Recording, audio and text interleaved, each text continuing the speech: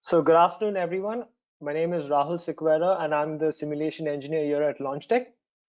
Today, I, along with my colleague Milad Fahed, who is the director of simulations here at LaunchTech, will be giving you a webinar on meshing techniques in ABAQUS. So during this webinar, I will give a small introduction about ourselves, who we are and what we do here in the Middle East. I will then go straight to the topic of meshing. I will give a small explanation on elements, and then I will give you some brief discussions about mesh shaping and sizing. For beginner and intermediate levels who want to improve their skills, I will also then be giving some tips on advanced meshing. And then whatever we cover during this webinar, I will show that in the form of a demonstration.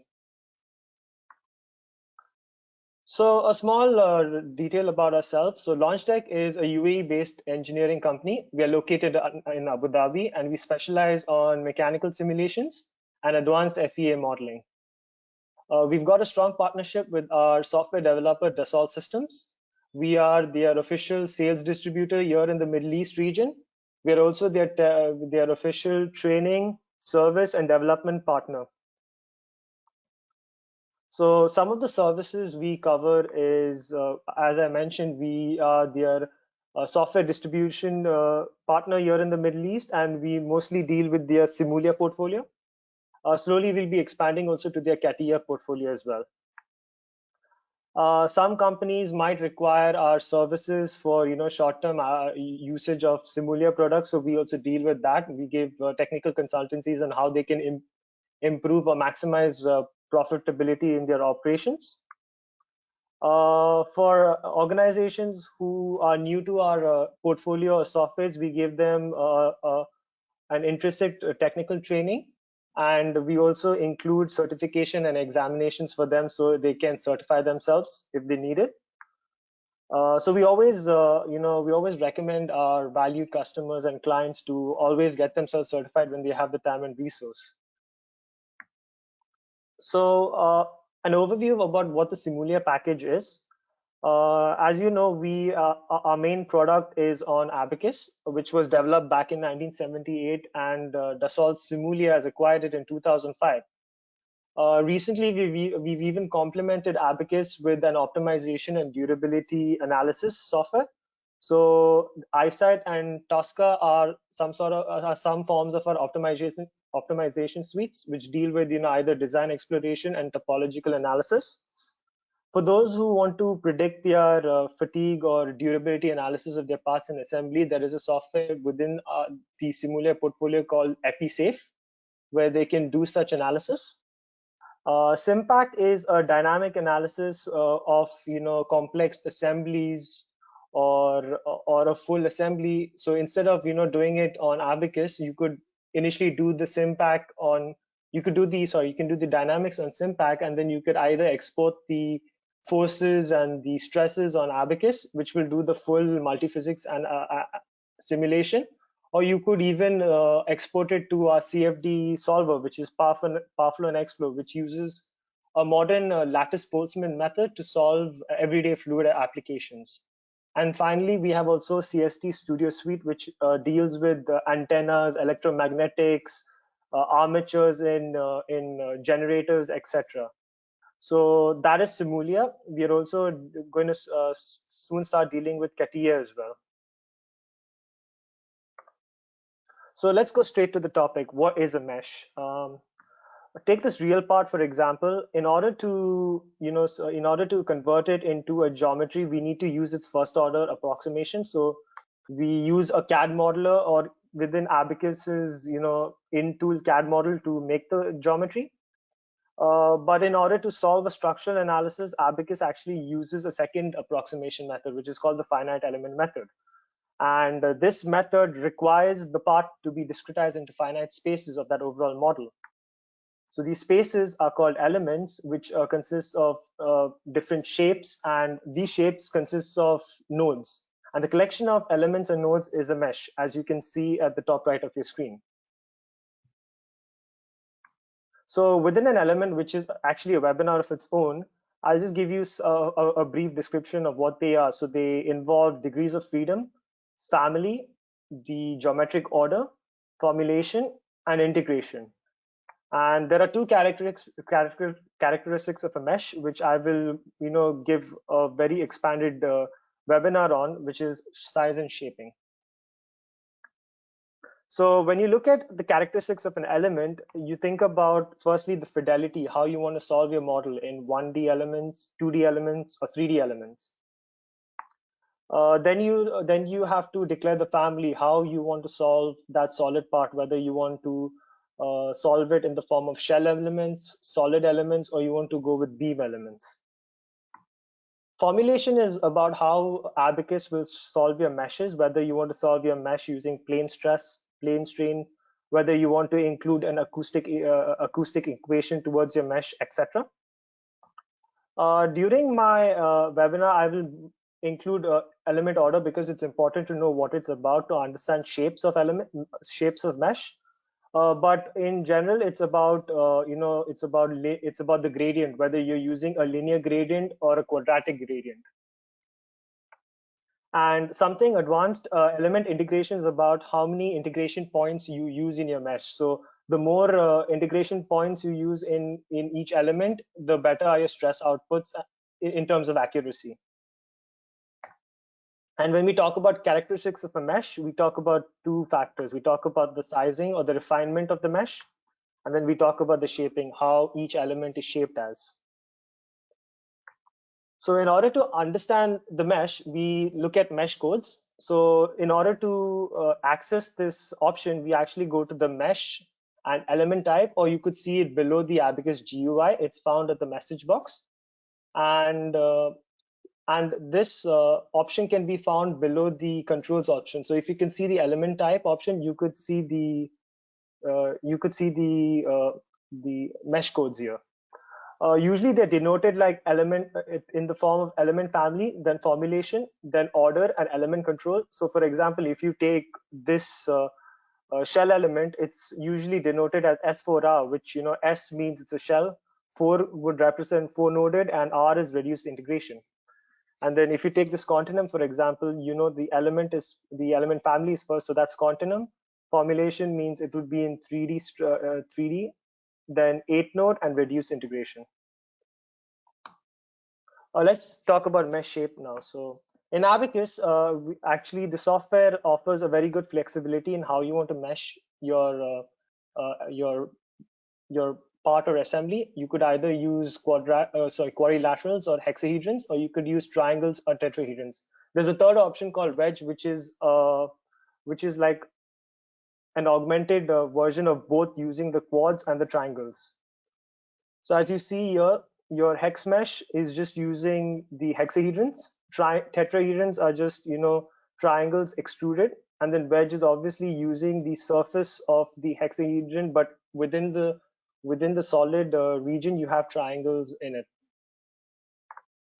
So quadrilaterals or hexahedron mesh, actually they produce good results, but the issue is that they require a lot of manual input. So you need to partition these parts into primitive shapes in order to fully mesh the geometry you want to have a structural analysis on.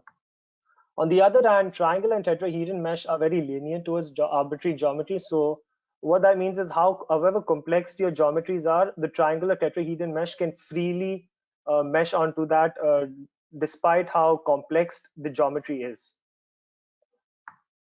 In order to access this option, you could find it within the mesh controls. And then as you see here, you've got the element shape. So you can choose between hex dominated, which is basically a mix of tetrahedrons and hexahedrons, tet or wedge. And then you have the techniques as well. So when we talk about techniques, structured means you are uniformly and equally discretizing your elements. Sweep, basically you give the declaration to ABAQUS how you want to develop the mesh from, whether you want to use it from the boundary, which is called advanced fonting, or you want to start it from an axis, which is called the medial axis. Free is where you give ABAQUS the arbitrary choice to just fit in elements within the geometry. So it does that by compromising the uniformity and in some cases the sizing of the elements as well. Bottoms up is a very advanced technique. I won't be explaining much about it, but it basically gives the user the control of where they want to start the mesh and how they want to stack the direction towards that part. Let's talk about triangles and tetrahedrons. So when we talk about triangles and tetrahedrons, they are actually 3-noded or 4-noded depending on its fidelity in its linear algorithm. I will ask you to remember that term linear algorithm as it is important during this webinar.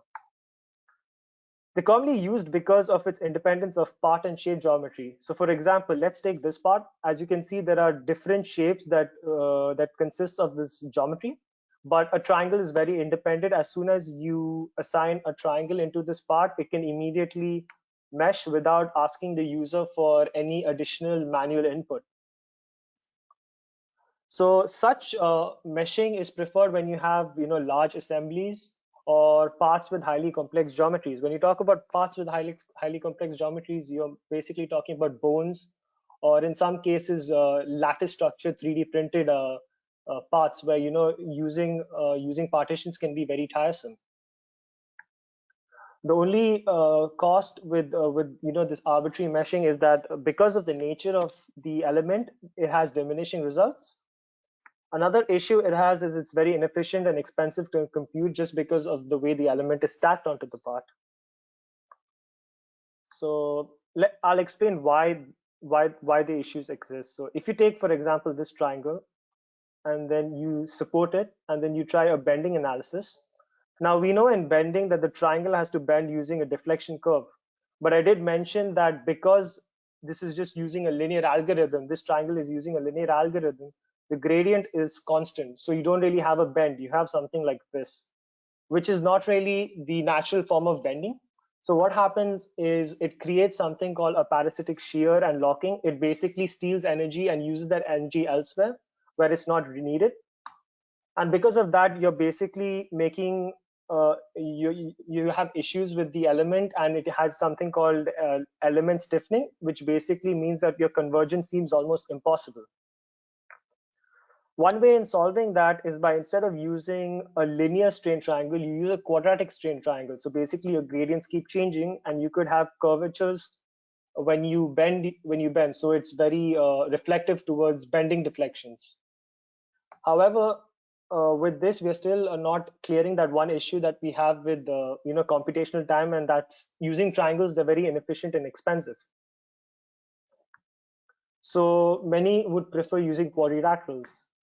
So they're 4-noded or 8-noded in its linear algorithm, and they are accurate when you use simulations and refine them well. But the only issue is that you need to partition them in several primitive shapes of complex geometries. So let's just take the previous example. As you can see, instead of meshing it in one part, you need to partition them into 4 different shapes, primitive shape, and then mesh them to create a mesh like this. So they're not really recommended if you have extremely complex geometry. For example, bones, their geometry is ever changing when you increase the height of this one. And then you talk about car shell surfaces, they have complex curvatures everywhere. Or imported 3D printed lattices, unless they have a uniformity in terms of using hexahedron uniformity. If they're like ever curving in each of its lattices, they're very difficult to partition and create hexahedrons. And the other issue, as I mentioned, with linear elements is that with linear quadrilaterals, you have accuracy problems because of the nature of its mathematical element. However, compared to triangles, they can be solved using refinement strategies. So let's talk about why linear quad has an issue. So in reality, if you see the image in your left, this is how a square needs to be bent naturally. But again, due to the constant strain of a linear element, you won't get the curve. You will get linear variance, and because of that, you again have a shear locking, and you've got parasitic shear as well. However, the additional problem is that if you don't refine them well, your energy is actually lost way more, and you can no longer bend the mesh if you're using, for example, a cantilever beam. So one solution is obviously increase the mesh block. As you see at the right, instead of using one full element, you could stack them, and that does not really eliminate the locking, but it reduces the magnitude of that locking. However, the parasitic shear still exists within that. Another solution could be is by having 8-noded or 20-noded quadratic hex. In this case, you actually eliminate both the shear locking and the parasitic shear as well. So because of that, you could literally just use 6 elements and solve your cantilever beam analysis. And to show how efficient that is, I have a benchmark for each of the elements that were discussed. So if you can see the first case, you use about a linear triangle, you use 750 elements and you just get a convergence to accuracy of about 88%. Then you use a quadratic 6-noded triangle. You can see that the elements are greatly reduced and you get 98%. But again, because it's not that efficient, you might as well go with linear quads. So with linear quads, because you stack the elements, obviously your accuracy improves, but the presence of parasitic shear is still there. And because of that, you might as well go with an 8-noded quad, which, with 6 elements, you straight away get 99% convergence to your solution. So in order to change the geometric order of your element, you can find it in the mesh and element type. And then when you see the geometric order option, you could either change from linear to quadratic or vice versa. So here's a table for examples of where you can use first order, which is linear, or second, you can use linear or quads. So as I mentioned, with bending, usually because it has a curvature, it has deflection curves, you don't really see that linear shapes are useful, so you go ahead with the quadratic shapes. Also, if you see with contacts, it's best to use first order because second orders are very expensive. And if you have a read through, you will understand why each is important to it. It's mostly a trade-off between computational expense and the accuracy of results. Moreover, with the mesh shaping, refinement's important. So when we talk about mesh sizing, there are 2 types of mesh sizing. You could either use global seeding or you could use local methods of seeding. So global seeding is when you give equally spaced, uniform declaration of seeds onto a part. So you do not have any sort of bias or local seeding at an edge or at a cell, as you can see in these 4 case studies here. And then when you talk about local seed sizing, you talk about refining the sizes so that they fit purposes, according to the application. So for example, if you could see this contact stress analysis, you know that the indenter should have a more refined region. So you mesh this at a more refined this one, and then as soon as you go further from the indenter, you could coarsen it up. Similarly, with a pipe bend, the smaller radial edge would have more stresses than the larger radial edge. So it's natural that you would obviously like to have a more refined section at this parameter. So in situations where mesh shaping is limited or restricted, it's always recommended to use mesh sizing to take advantage of. They're extremely crucial when you're using linear quads, and that's because quadratic quads have a limitation of where they can be used. They can only be used in ABAQUS standard and not in explicit.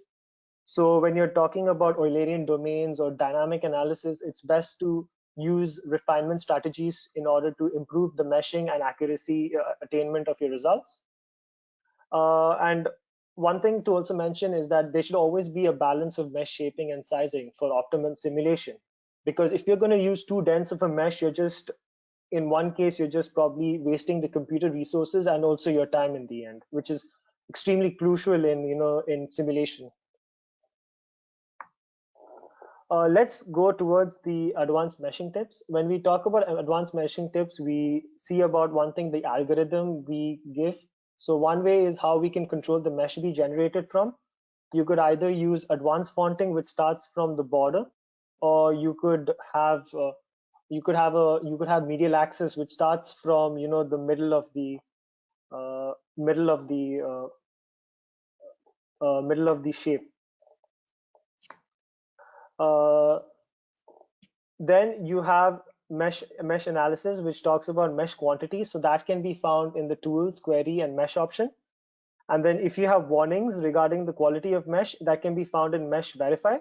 So when you see mesh verify, you can actually see the shape matrix, size matrix, and analysis check. And then mesh errors and warnings can also be highlighted in a set for further refinement later into your ABAQUS meshing. In terms of full and reduced integration, what happens is when you're using expensive elements like quadratic hexahedrons, the problem with full integration is they're extremely expensive to compute. So in order to reduce the number of stress points, you could have something called reduced integration. However, caution needs to be advised when using them in bending application, because the problem with reduced integration is they have something called hourglassing or spurious zones when the element cannot accurately create those stresses. And unlike other errors, this one is like a virus. It spreads throughout the whole shape. So I won't deal much within that, but if you want to study it further, you could go into the element section criteria model in your introduction to ABAQUS course. And with that, I'm going to start with the ABAQUS live demo. So this is ABAQUS. As you can see here, let's take an example of a beam 2D, a 2D beam. And let's first mesh it using triangles. So for that, I'm going to go on mesh and controls, and then I click the triangle and I go free. Now what happens is when you use triangles, as I said, there is no control of shape and sizing. It just tries to stack triangles into the geometry. As you can see, there is no such forms of uniformity. So the only way you could obviously change that is by going through quad and then using the structured, this one. Let's try and switch it off because I want it without any uniformity. So I'm going to delete the mesh and I'm going to mesh it again. And you have structured, quads, which improves the accuracy of your models. Then let's go with beam 3D to explain more about sweeping. So if I show you about sweeping, let's go with hex and go sweeping, and then I say I want using advanced font. What happens is that the mesh will now be part from the boundary rather from the centroid. And because of that, let me try and seed it further to show you a better example of what really happens. So I've seeded it further, and as you can see, because it starts at the boundary, the centroid gets affected a lot. So what usually simulation engineers would do is in order to increase that uniformity, you would go to mesh controls, you would go with medial axis, you would delete the mesh, and then mesh part. And then as you see, because it starts from the centroid, it gives a more uniform mesh. So with medial axis, they're mostly preferred with any shape that has radial edges on it to improve the meshing accuracy or improve the accuracy of results. Now in order to show you how triangle meshes differ from quad meshes in complex geometries, I will go with an example like a pipe elbow. As you can see, when you go on mesh controls, you could see that because this is a complex geometry for ABAQUS to directly simulate, you could either use two options. You can go on tetrahedron and then solve it as a triangle. So let me try and reduce it because I know that it's going to be expensive. Sorry.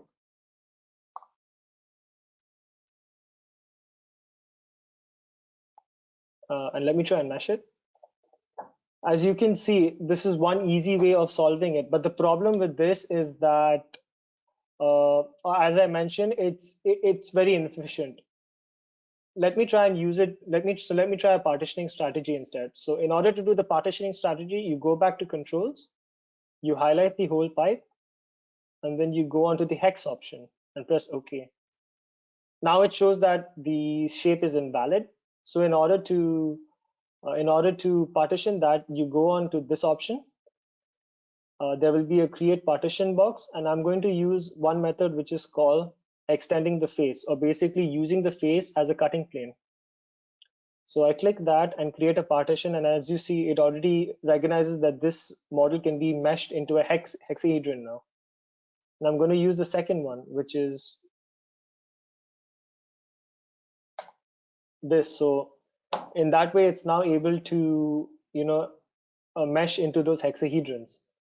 In order to now make these three cylinders possible, I'm going to use another meshing strategy, partitioning strategy, and that's by defining a cutting plane, using this pipe bend as a reference, using the point and normal method. I use this point, and as I see, this face is there. So in order to create the normal, you need something that is perpendicular to this plane. So you can use this edge as a reference and then create a partition, and it recognizes the partition right there. Similarly, you can do it with this section. You could use the point and normal method.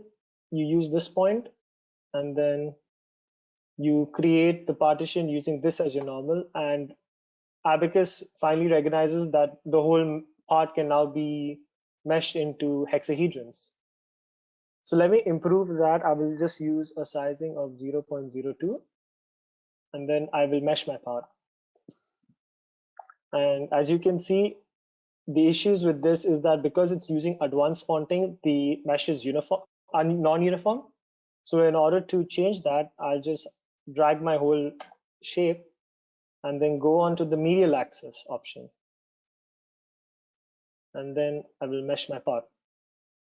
Now, in order to further refine your shape, what you could do is you could use seed edges and then go towards the cells so that I can just independently use the cells to make a local refinement. I will go on to this option. And then for this, let me just say that I would like to just change it to 0.0075 rather than 0.01. And that's it. I just want to delete these because it creates a small issue there. So,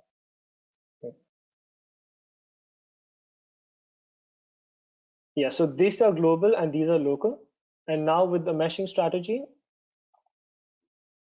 I am able to create this whole mesh, which is refined. And as you see, because of the efficiency of hexahedrons, I only need 22,000 for a well-refined pipe elbow like this.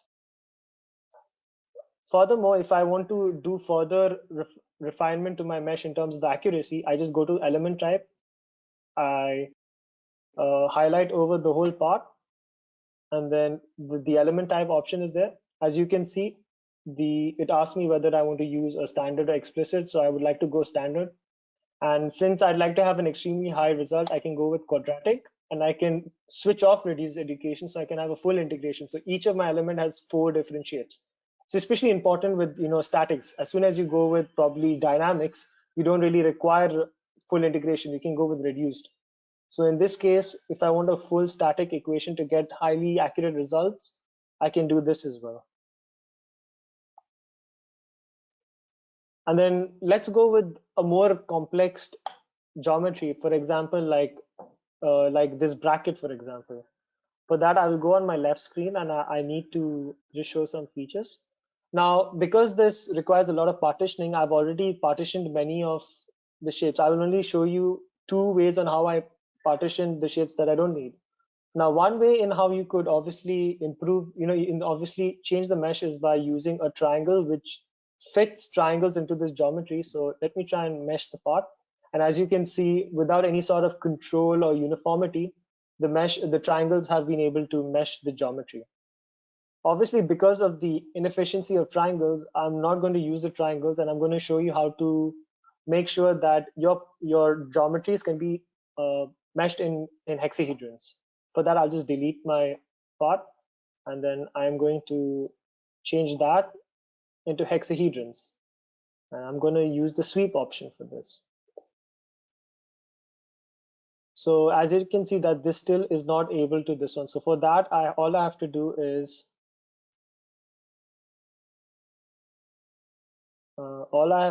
firstly, I go onto this option, partition. I extend this face. I use this component so I can separate this cylinder off this shape. I click that, and then I click this face. And immediately this has been partitioned. So if I go and use hexahedron to solve it all, as you can see, this is now possible to be used using hexahedrons. Now, in order to make this also use hexahedrons, all I have to do is use a partition strategy. But in this case, I'm going to try and extrude this edge on both sides towards the boundary so that it's possible to get the cylinder as a hexahedron mesh. So for that, all I have to do is use a cell and extrude the sweep edges. I am going to separate this from the whole part.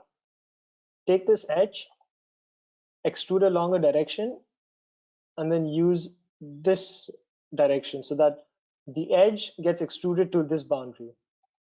I press OK and press create partition, and as you see, there's one edge.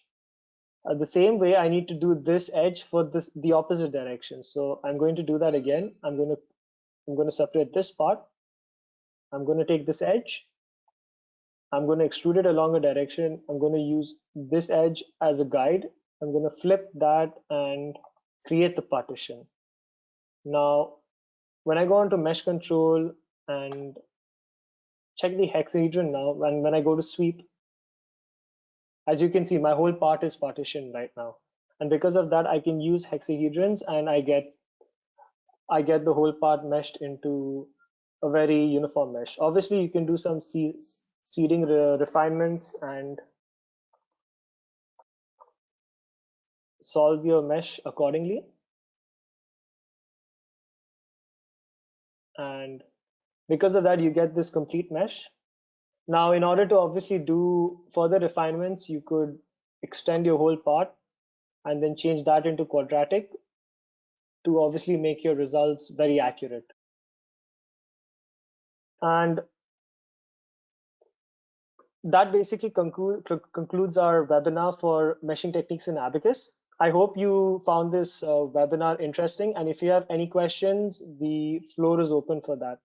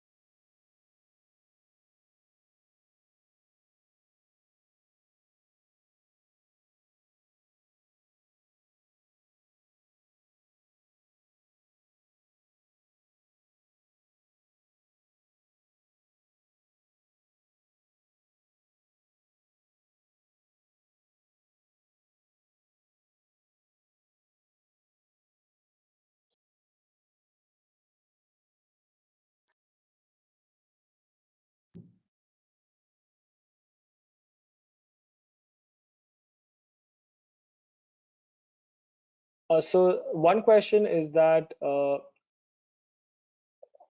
pros and cons of meshing on part versus meshing on the whole system. So I think you're talking about mesh on independence versus mesh on part. So when you talk about mesh on a part, what happens is if, for example, you are having a full an assembly like a piston assembly, and you know that there are going to be 4 pistons within that assembly.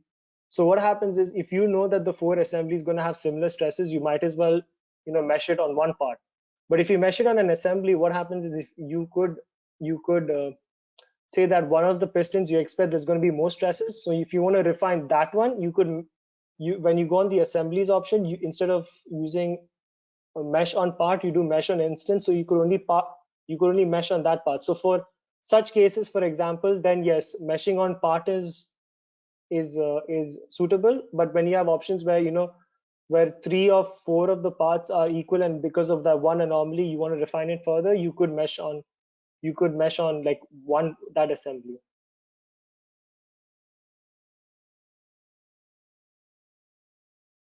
Another question: hi, would you be able to share the PowerPoint? We will not be able to share the PowerPoint, but we will have the recordings on our YouTube channel. So I would recommend you to go to our YouTube channel and subscribe to it, because all our webinars will be in that YouTube channel. Are there any further questions regarding the webinar?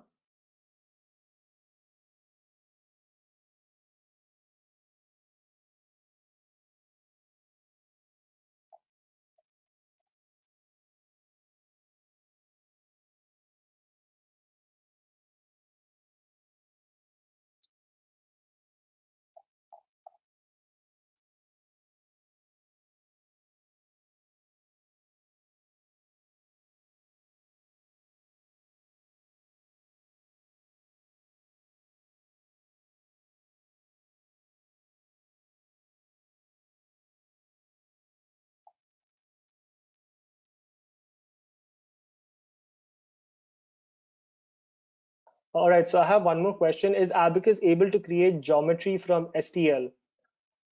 Yes, Abacus is able to actually create a geometry from STL. So what happens is when you import an STL from the STL file, it will be imported into Abacus as a form of an orphan mesh. So in order to change that orphan mesh into a path, that you have two options. You have either a plugin which can immediately convert your Abacus mesh into a part, or there is a second option which is using the mesh edit tool. I will show you how to use that tool in this. So when you go onto the mesh, you've got two options. So when you go to mesh, wait, sorry, not the mesh option, the part option. When you go on part, you have something called geometry edit, and you'll get this box. And then when you go on category face, you will see this from element faces. Because I have no orphan mesh map, I can't really show you, but as soon as you create the orphan meshes, whatever the surfaces you have, you can click on those surfaces and create the mesh. I hope that answers your question.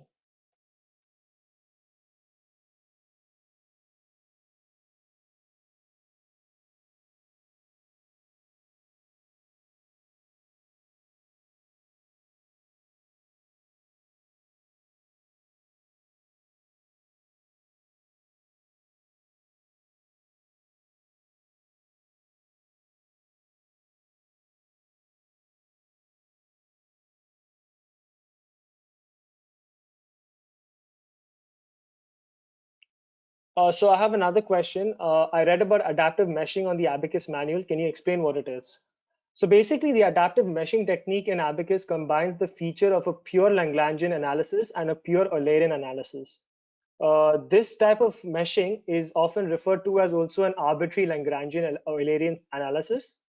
And an ALE adaptive meshing is a tool that makes it possible to maintain a high quality mesh throughout an analysis. So even when you have large deformations or loss, for example, if you talk about metal forming, metal shaping, metal bending, you could actually use this ALE method to in a way soften the deformation error factor from existing, because naturally Lagrangians are very bad with high deformations. I hope that answers your question.